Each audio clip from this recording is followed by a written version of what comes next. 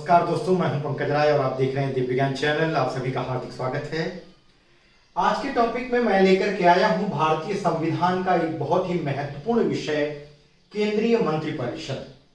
ठीक है, तो आज इस टॉपिक के बारे में पढ़ेंगे। इस टॉपिक का वर्णन अनुच्छेद 74 और 75 दोनों में किया गया है। कुछ चीजें 74 में भी मिलती हैं और कुछ चीजें 75 में। आज इन दोनों अनुच्छेदों की भी बात हम करेंगे। चलिए स्टार्ट करते हैं। तो ये टॉपिक स्टार्ट करने से पहले मन में एक बात आती है कि जो सरकार की संसदीय व्यवस्था का ये मॉडल है वो कहां से लिया गया है। तो पहला प्रश्न तो यही उठता है कि सरकार की संसदीय व्यवस्था, जहां पर वहां पर प्रधानमंत्री होते हैं, कैबिनेट होती है, उप मंत्री, राज्य मंत्री होते हैं, इत्यादि होते हैं, ये जो व्यवस्था का ये मॉडल है ये कहां से लिया गया है। तो सरकार की संसदीय संविधान में सरकार की संसदीय व्यवस्था का जो मॉडल है ये इंग्लैंड से लिया गया है। तो पहला प्रश्न जो उठा उसका उत्तर क्या हो गया, इंग्लैंड से लिया गया है। दूसरी बात मन में ये उठती है कि मंत्रिपरिषद क्या है, ठीक है, मंत्रिमंडल क्या है, इत्यादि प्रश्न उठते हैं। तो आज की जो ये वीडियो है इसमें मैं ये कुछ महत्वपूर्ण टॉपिक है जो कवर कराऊंगा कि मंत्रिपरिषद क्या है, मंत्रिमंडल क्या है, मंत्रिपरिषद और मंत्रिमंडल में क्या अंतर होता है, मंत्रिपरिषद की संरचना कैसी होती है, अनुच्छेद 74 के अंतर्गत क्या क्या महत्वपूर्ण बातें हैं कि राष्ट्रपति को सहायता और सलाह किसके द्वारा दी जाती है, मंत्रिपरिषद का प्रधान कौन होता है, राष्ट्रपति द्वारा मंत्रिपरिषद से परामर्श कैसे ली जाती है, और याचिका पर पुनर्विचार राष्ट्रपति करने के लिए देता है, फिर क्या होता है, इत्यादि बातें हैं। इसके साथ साथ मंत्रिपरिषद द्वारा राष्ट्रपति को दी गई सलाह की न्यायालय द्वारा कोई जांच की जा सकती है या नहीं। फिर अनुच्छेद 75 पर आएंगे, उसमें कुछ बातें हम डिस्कस करेंगे कि प्रधानमंत्री और मंत्रियों की नियुक्ति कौन करता है, मंत्रिपरिषद के सदस्यों की संख्या कितनी होनी चाहिए, क्या इसके संबंध में कोई संवैधानिक संशोधन हुआ है या नहीं हुआ है, दल बदल के आधार पर अगर कोई सांसद अयोग्य घोषित कर दिया जाता है तो उसके साथ क्या होगा, इसके बाद राष्ट्रपति की कृपा कब होती है या किसके ऊपर होती है, और किसके ऊपर हम कह सकते हैं कि राष्ट्रपति की कृपा होती है, मंत्रिपरिषद का उत्तरदायित्व तो क्या होता है, मंत्रियों को शपथ कौन दिलाता है, सदन की सदस्यता यानी कि मंत्री, ठीक है, तो ये जो मंत्री चुने जाते हैं उनके लिए सदन की सदस्यता, किस सदन की सदस्यता जरूरी है, किस सदन की होनी चाहिए, किस सदन की नहीं होनी चाहिए, या दोनों सदन की होनी चाहिए, इन बातों पर चर्चा। इसके बाद वेतन भत्ते राष्ट्रपति द्वारा मंत्री को कब हटाया जा सकता है, तमाम सारी बातों का डिस्कस या चर्चा हम करेंगे इस वीडियो में। तो यह वीडियो बहुत ही इंपॉर्टेंट है, प्लीज अभी से लाइक कर लीजिए। इतनी सारी पॉइंट कवर करने जा रहा हूं यार, लाइक तो बनता ही है, ठीक है। मेहनत किया हूं इस टॉपिक के लिए, बहुत सारी बुक्स सर्च किया हूं, तरह तरह की नोट्स तैयार किए हैं, फिर आपके सामने ये वीडियो लेकर के आया हूं। तो प्लीज एक लाइक तो बनता है, और प्लीज वीडियो पूरा देखिए, बहुत लंबी नहीं होने वाली है कि आपके लिए सरदर्द हो जाएगा, ठीक है। अगर कोई आप फिल्मी एक्ट्रेस डांस करती है तो आप पूरा वीडियो देख लेंगे, एकदम एक एक सेकंड आप वॉच करना चाहेंगे, नजर ही नहीं, पलक ही नहीं झपकेगी, ठीक है। और जो ज्ञानवर्धक वीडियो होती है उसके लिए आप 1 मिनट देखते हैं, तो प्लीज थोड़ा ज्यादा देखिए। चलिए स्टार्ट करते हैं। तो पहली बात मैंने आपको कह दिया कि संविधान में जो सरकार की संसदीय व्यवस्था का जो मॉडल है ये मॉडल इंग्लैंड से लिया गया है, यानी इंग्लैंड के संविधान से लिया गया होगा। मंत्रिपरिषद क्या है, बात ये आती है। तो पहली बात जान जाइए कि मंत्रिपरिषद में कौन कौन आ गया। पहला प्रश्न जो ये दूसरा जो पॉइंट है, पहला पॉइंट तो मैंने क्लियर कर दिया। यहां आ गया आपका प्रधानमंत्री, यहां आ गया कैबिनेट मंत्री, यहां आ गया राज्य मंत्री, थोड़ी हैंडराइटिंग खराब हो रही है, जरा समझ लीजिएगा, राज्य मंत्री, यहां आ गया उप मंत्री। तो इतने लोगों को मिला करके आपका बनता है क्या, मंत्रिपरिषद। मंत्रिपरिषद का प्रमुख प्रधानमंत्री होता है और इसके अंतर्गत कैबिनेट मंत्री, राज्य मंत्री और उप मंत्री, ये सारे लोगों को मिला करके क्या बन गई, मंत्रिपरिषद। यह है आपकी मंत्रिपरिषद। अब जान लीजिए मंत्रिमंडल क्या है। मंत्रिमंडल में कौन कौन आते हैं, मंत्रिमंडल में प्रधानमंत्री और कैबिनेट मंत्री, बस इतने। ये हो गया आपका मंत्री मंत्रिमंडल, ठीक है, ये हो गया आपका मंत्रिमंडल, यानी कैबिनेट मंत्री और प्रधानमंत्री जितने भी बड़े पोस्ट हैं यानी बड़े मंत्रालय हैं, जैसे कि आपका गृह मंत्रालय हो गया, गृह मंत्रालय, ठीक है, रक्षा मंत्रालय, वित्त मंत्रालय, ठीक है, गृह मंत्री हो गए आपके, रक्षा मंत्री हो गए आपके, वित्त मंत्री हो गए आपके, मानव संसाधन विकास मंत्री हो गए आपके, मानव संसाधन मंत्रालय जो है आपका, ठीक है, परिवहन जो मंत्रालय है आपका, ठीक है, ये सब जो हैं। अब जैसे हमारे देश के गृह मंत्री कौन है, ठीक है, कौन है, अमित शाह जी हैं, रक्षा मंत्री राजनाथ सिंह जी हैं, वित्त मंत्री कौन है, निर्मला सीतारमण, इसके बाद आपका विदेश मंत्री, ठीक है। तो ये जो मंत्रालय हैं, जो मुख्य मंत्रालय हैं, ये कैबिनेट, इसके जो मंत्री होते हैं वो कैबिनेट मंत्री कहलाते हैं, ठीक है, और इनके साथ साथ प्रधानमंत्री, ये दोनों मिलाकर के आपका बनता है मंत्रिमंडल।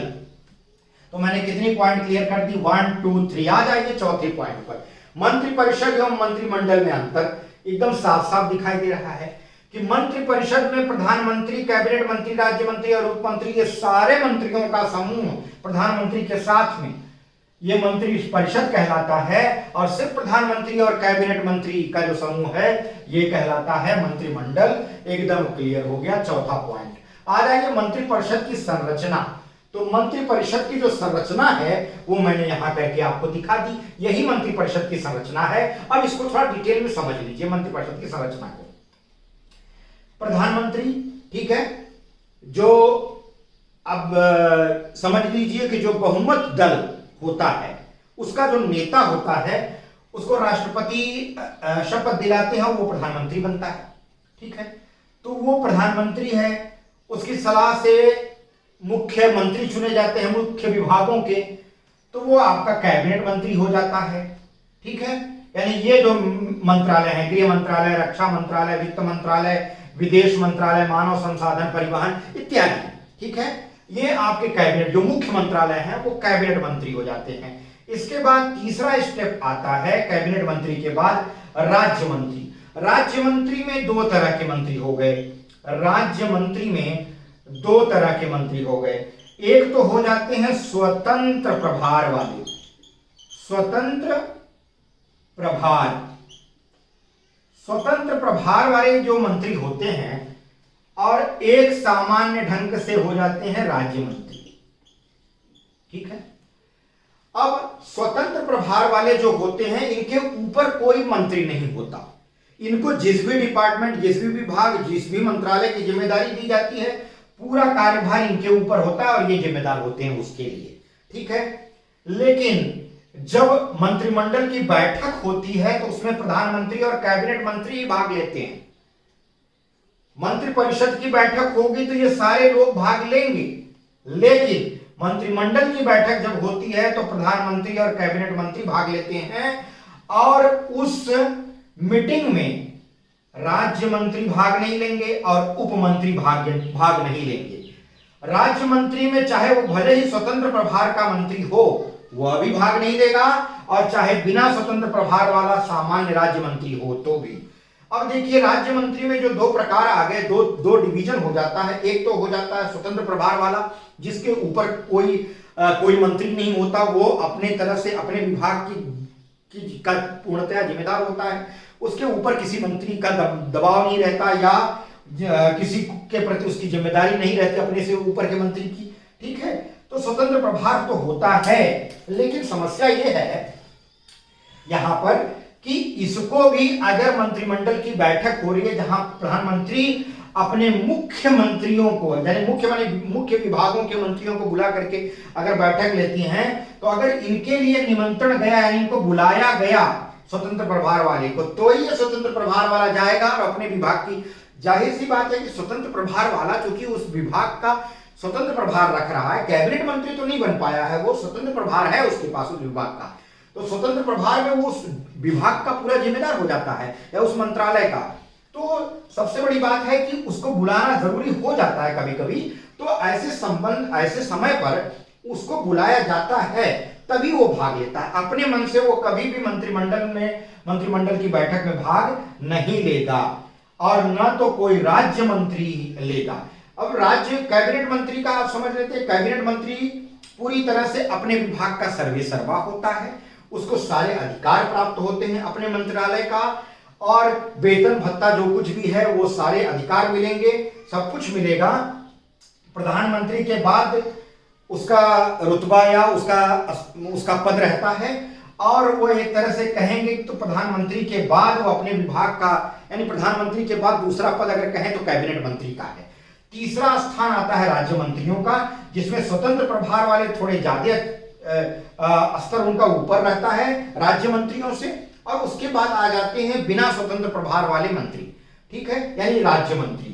तो राज्य मंत्री क्या करते हैं, या तो वो किसी कैबिनेट मंत्रालय के या कैबिनेट मंत्री के अधीन रहते हैं, और या तो उनके मंत्रालय में ही किसी विभाग के वो प्रभारी बना दिए जाते हैं, वो तो हो गया राज्य मंत्री। ये स्वतंत्र प्रभार वाले राज्य मंत्री के बारे में मैंने बता दिया, वो अपने विभाग के सर्वेसर्वा हो जाते हैं, लेकिन बस यही है कि उनको वो अधिकार प्राप्त नहीं होते हैं जो कैबिनेट मंत्री को प्राप्त होते हैं, बस थोड़ा सा, या उनको वो सुविधाएं नहीं प्राप्त होती हैं, या उनको वो अधिकार नहीं दिए जाते जो कैबिनेट मंत्री को दिए जाते हैं, बस स्वतंत्र प्रभार वाले में यही फर्क है।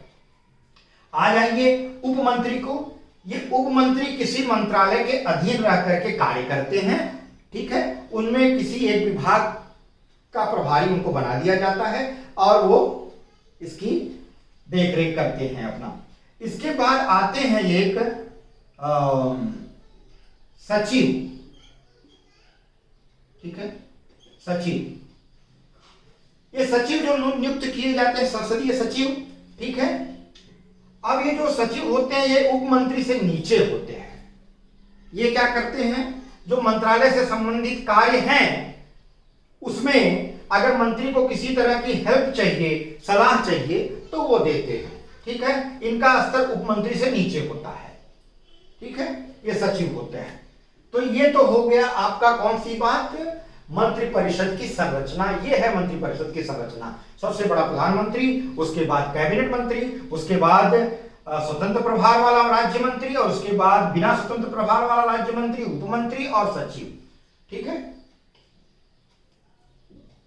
अब आ जाइए अनुच्छेद 74 में क्या क्या बातें कही गई है कि राष्ट्रपति को सहायता एवं सलाह अगर चाहिए तो वो इस मंत्रिपरिषद की, यानी ये पूरा कहां तक, उप मंत्री तक, ठीक है, ये उप मंत्री तक जितने हो गए, यानी प्रधानमंत्री, कैबिनेट मंत्री, राज्य मंत्री और उप मंत्री, ये लोग क्या करेंगे, ये राष्ट्रपति के सहायक के रूप में कार्य करेंगे, क्योंकि कार्यपालिका का जो हेड है, ठीक है, अपने संसद या हम कह सकते हैं संविधान के तहत कार्यपालिका का सबसे बड़ा हेड तो राष्ट्रपति है, वास्तविक हेड भले ही प्रधानमंत्री हो, ठीक है, लेकिन राष्ट्रपति को जब भी सहायता प्रदान करनी हो या लेनी हो, ठीक है, तो उस समय ये पूरा मंत्रिपरिषद ही उसको सहायता देता है, और किसी तरह की सलाह अगर राष्ट्रपति को चाहिए तो वो मंत्रिपरिषद से लेता है।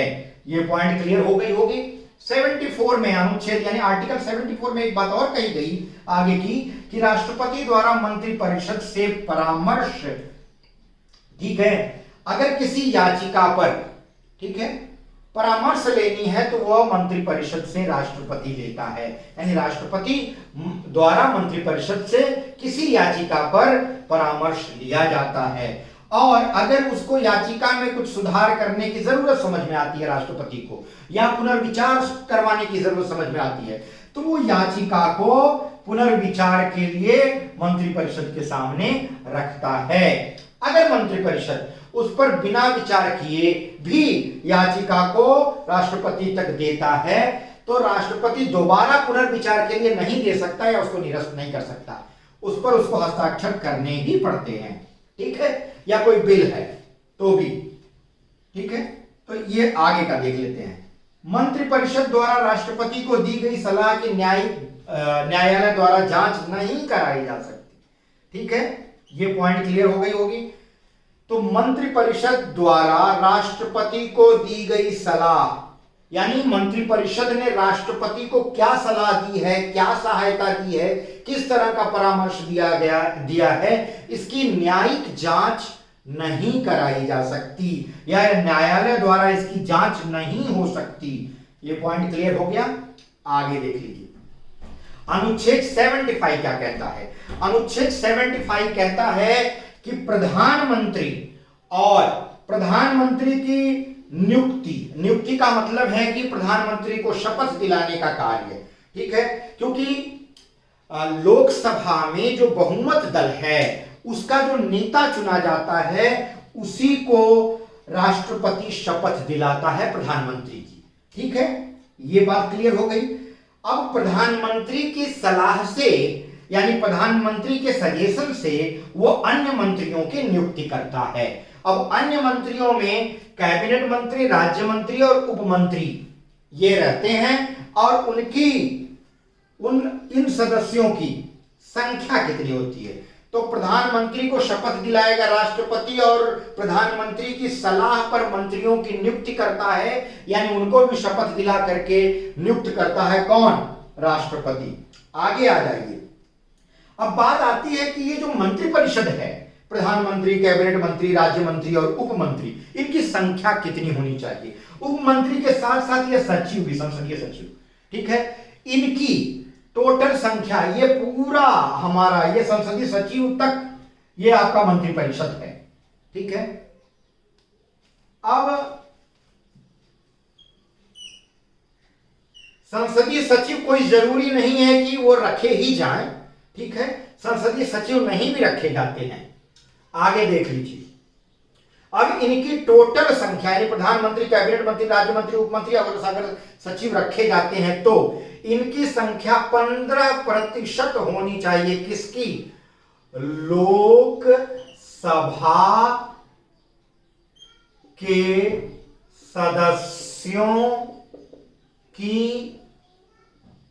संख्या, ठीक है, 15% किसका, लोकसभा के सदस्यों की संख्या का 15%।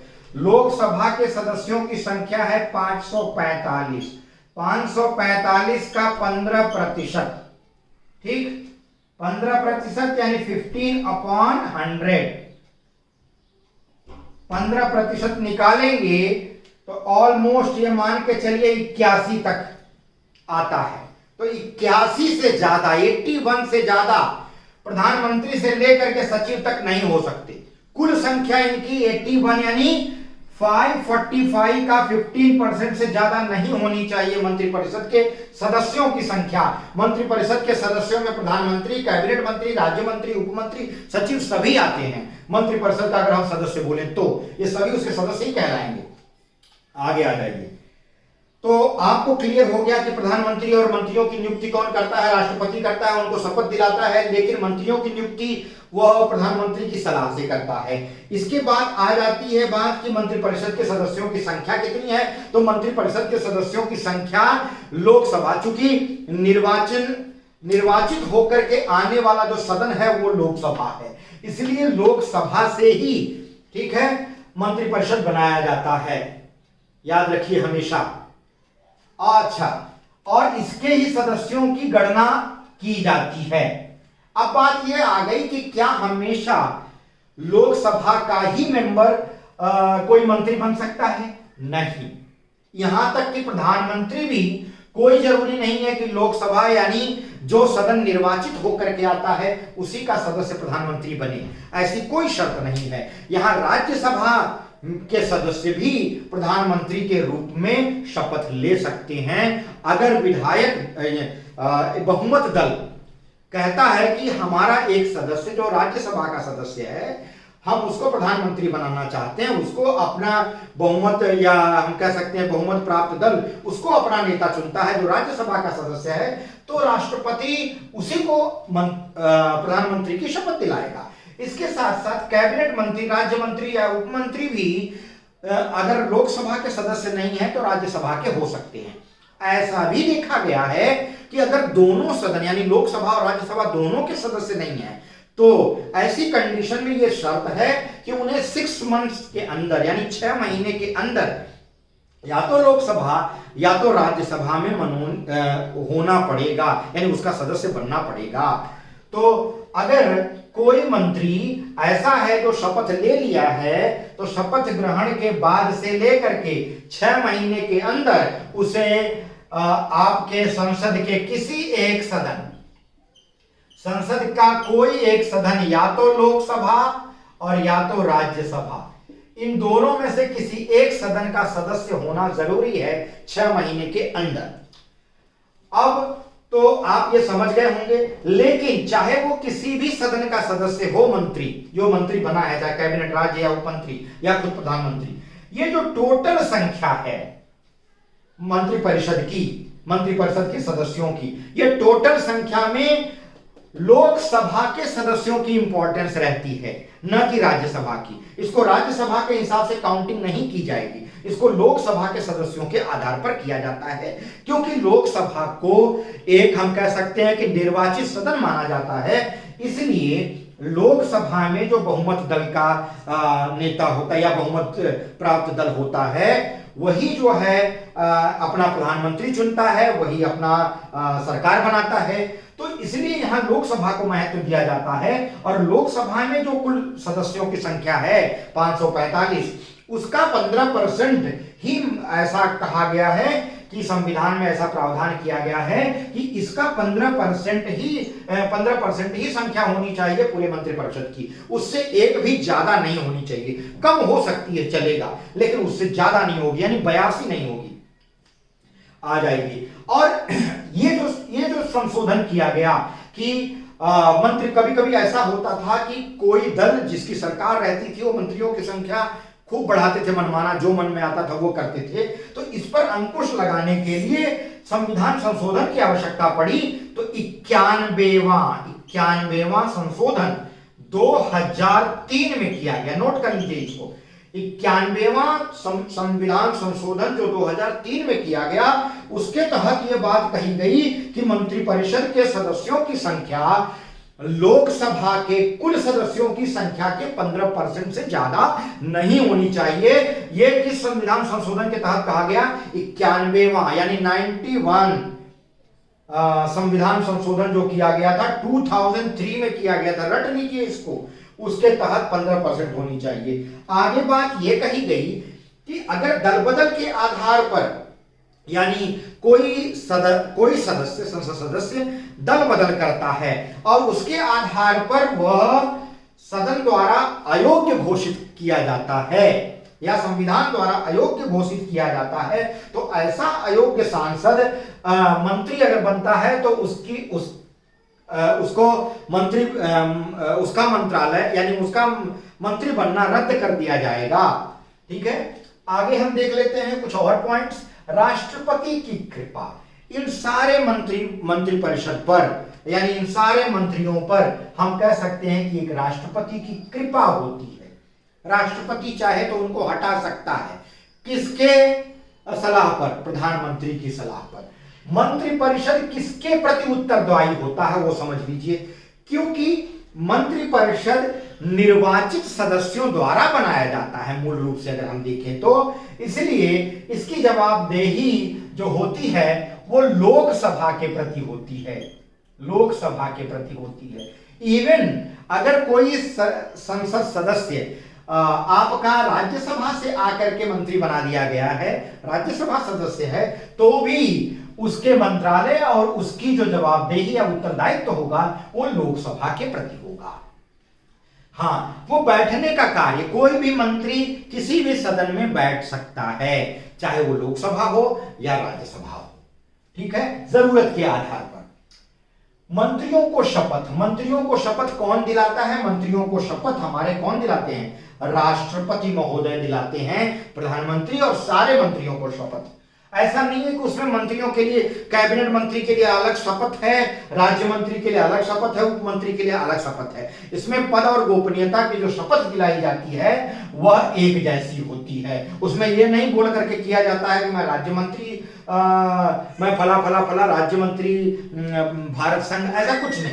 ठीक है, ऐसा कुछ नहीं बोला जाता। उसमें जो भी बोला जाता है सिर्फ मंत्री के रूप में बोला जाता है, ना कि वहां कैबिनेट राज्य और उपमंत्री। ठीक है, अब किसको कौन सा प्रभार दिया जाएगा, किसको कौन सा मंत्रालय दिया जाएगा, कैबिनेट राज्य या उप मंत्रालय, वो अलग बात है, लेकिन शपथ में कोई अंतर नहीं होता।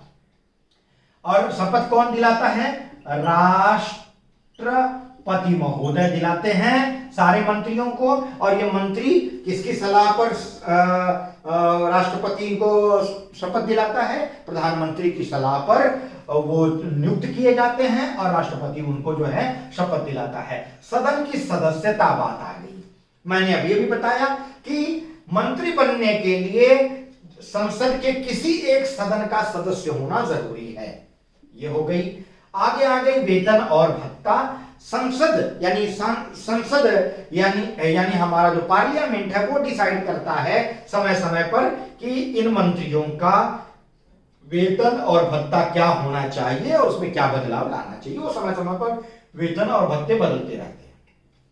राष्ट्रपति द्वारा मंत्री को हटाना, अगर ये समझ में आया कि कोई मंत्री अयोग्य है, कोई मंत्री सही कार्य नहीं कर रहा है, उसके कार्य से प्रधानमंत्री खुश नहीं है, तो प्रधानमंत्री की सलाह पर राष्ट्रपति उस मंत्री को हटा सकता है। ऐसा भी प्रावधान किया गया है अनुच्छेद 75 में। तो 75 में क्या क्या बातें आ गई और 74 में क्या क्या बातें आ गई, एक बार हल्का सा मैं एक कह सकते हैं कि रिवीजन कर देता हूं। 74 में फास्ट देख लीजिए। राष्ट्रपति को मंत्रिपरिषद द्वारा सहायता और सलाह दी जाती है और मंत्रिपरिषद का जो प्रधान है, ठीक है, मंत्रिपरिषद का प्रधान, ये मंत्रिपरिषद का प्रधान राष्ट्रपति होता है। और एक तरह से कहें तो मतलब जवाबदेही होती है मंत्रिपरिषद की, कोई सलाह देनी है राष्ट्रपति को, कोई सहायता देनी है उस संबंध में। और मंत्रिपरिषद का वास्तविक जो हेड है वो प्रधानमंत्री है। राष्ट्रपति द्वारा मंत्रिपरिषद से परामर्श लिया जा सकता है किसी याचिका पर, और किसी याचिका को पुनर्विचार के लिए दिया जा सकता है एक बार के लिए। मंत्रिपरिषद द्वारा राष्ट्रपति को दी गई सलाह न्यायालय में किसी तरह की उस पर जांच नहीं हो सकती। ये बातें कही गई हैं अनुच्छेद 74 में। अनुच्छेद 75 में कही गई है प्रधानमंत्री और मंत्रियों के नियुक्ति और उनकी शपथ की बात राष्ट्रपति द्वारा। और मंत्रिपरिषद में सदस्यों की संख्या जो निर्धारित की गई है, 91वां संशोधन जो 2003 में हुआ था, उसके तहत लोकसभा की कुल संख्या के 15% होनी चाहिए। इसके बाद कहा गया कि अगर दल बदल कानून के आधार पर किसी सांसद को या किसी सदस्य को अयोग्य घोषित किया जाता है तो उसको उसका जो मंत्री अगर वो बन गया है तो उसको निरस्त किया जाएगा या उसको वहां से हटा दिया जाएगा उसके पद से। मंत्रियों पर या हम कह सकते हैं कि पूरी मंत्रिपरिषद पर राष्ट्रपति की कृपा होती है, राष्ट्रपति की छत्र छाया में लोग चलते हैं। मंत्रिपरिषद का उत्तरदायित्व जो होता है, जो हम कह सकते हैं जवाबदेही, वो लोकसभा के प्रति होती है कि किसी भी कार्य के लिए उनको या किसी भी मंत्रालय से संबंधित उनसे प्रश्न पूछा जा सकता है। ऐसे में सारे मंत्रिमंडल के द्वारा एक राय होनी चाहिए किसी एक पॉइंट पर। अगर कोई एक मंत्री उस किसी एक मंत्रालय की किसी बात पर सहमत नहीं होता है तो ऐसे में ऐसा प्रावधान है कि वो मंत्री वहां इस्तीफा भी दे सकता है। आगे आ जाते हैं। मंत्रियों की शपथ जो है राष्ट्रपति कराते हैं या दिलाते हैं। सदन की सदस्यता के लिए मैंने बताया कि संसद के किसी एक सदन में सदस्य होना चाहिए।